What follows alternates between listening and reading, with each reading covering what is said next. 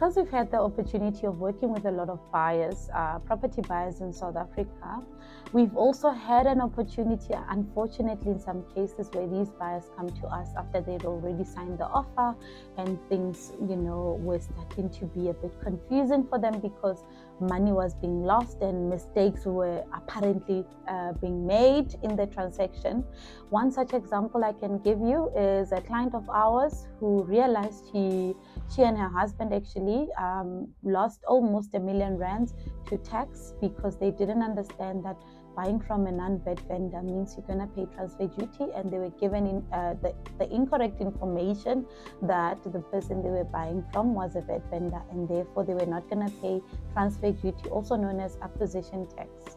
Now, this is precisely why we know and understand that the most important thing for a property buyer in South Africa is to have the comfort and knowledge that, my interests are protected. And that is why we created the Prestige Framework, which is an all-inclusive, comprehensive framework that's meant to protect the interests of the property buyer in South Africa. Now, what does this Prestige Framework come with? There's a lot that is included in our Prestige Framework, and our clients that we work with who are buying property in South Africa get to benefit from these many elements of the Prestige Framework, starting with the pre-transaction preparation. That is where we go through the due diligence process with you when you are buying property in a new development versus when you're buying land and it's a plot, it's vacant land, versus when you're buying a freestanding property. There are different requirements. The offer is structured differently depending on what you are buying. And because the drafter of the contract is normally not instructed by the buyer, they are typically instructed by the seller, and irrespective of whether the purchaser is the one that is paying the transfer fees, the transfer duty, the seller is the one that actually gets to choose the transferring attorneys.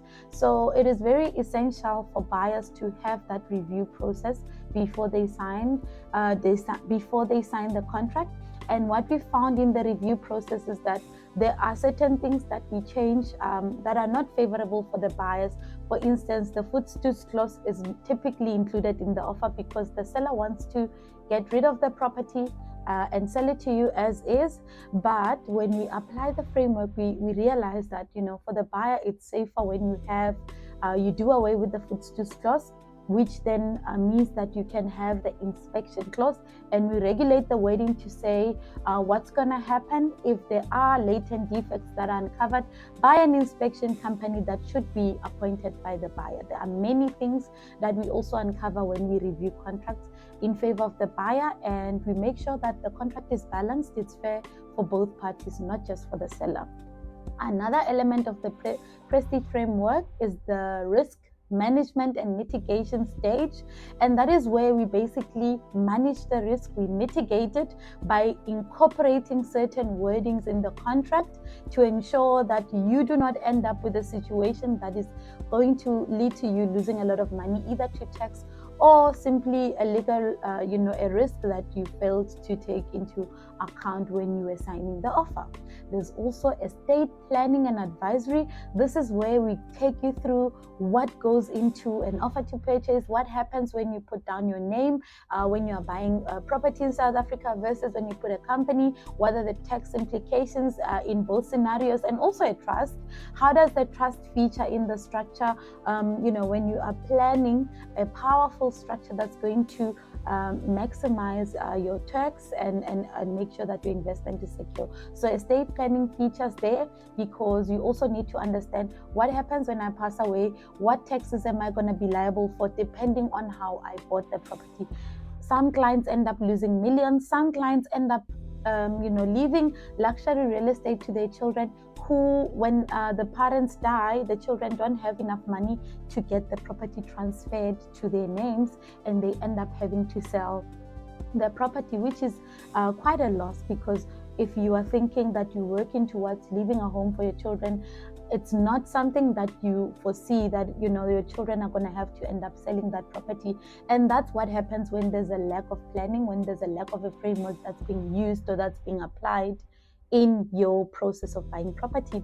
There's also many other things which I cannot get into greater detail here, but they include strategic advisory, tax efficiency, inspection and reports, growth assessment, and also environmental compliance. All of those we explain to you in more detail when you book a consultation with us, so that we can see or show you rather how we assist our buyers. Somebody in the process of buying property in South Africa, we would love to assist you.